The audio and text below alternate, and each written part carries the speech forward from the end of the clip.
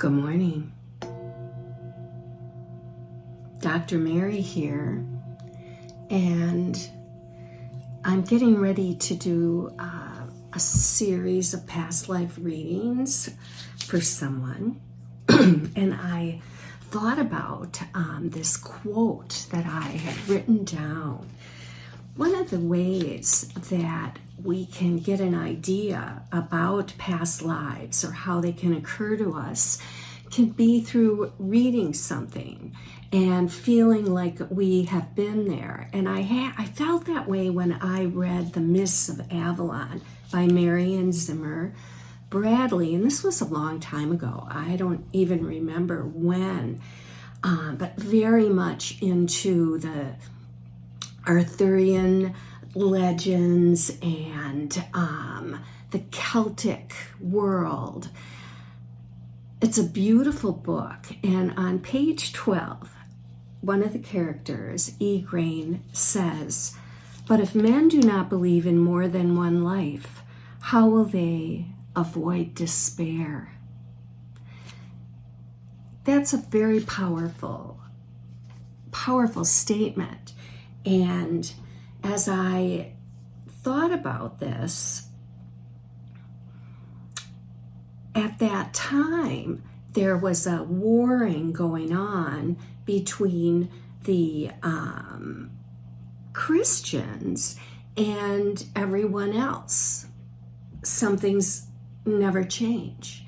And I looked up past lives as far as what does the Catholic Church, what do the Christian religions have to say about reincarnation? Thinking, well, this has to have changed since I was a little girl and a Catholic growing up. I always knew there were past lives. I just knew it inside of me. So I didn't really think about any rule, like you couldn't have any. And so I looked this up yesterday, and oh my, to think that there are past lives, to believe that just takes you out. You cannot be a Christian, you cannot be a Catholic if you believe in these things. And yet I also found that like 36% of those that identify in a Christian religion believe in past lives.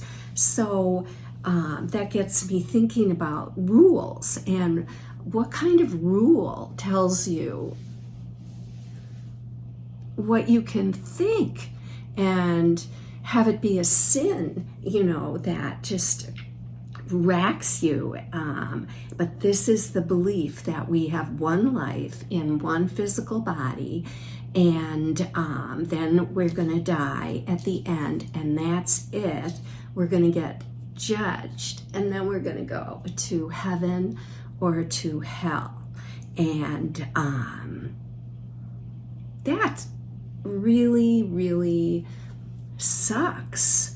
And what it does for me is question, what is the purpose of something like that, of actually making a rule and calling it a sin, what people think.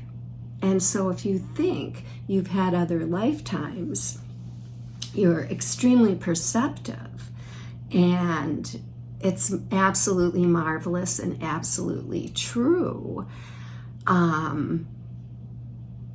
It gives you something to think about. But that's one of the ways you can relate to that feeling of a past life, is finding yourself reading a book, reading some historical material, and finding yourself right in there, or right in with the characters. This can happen in movies too.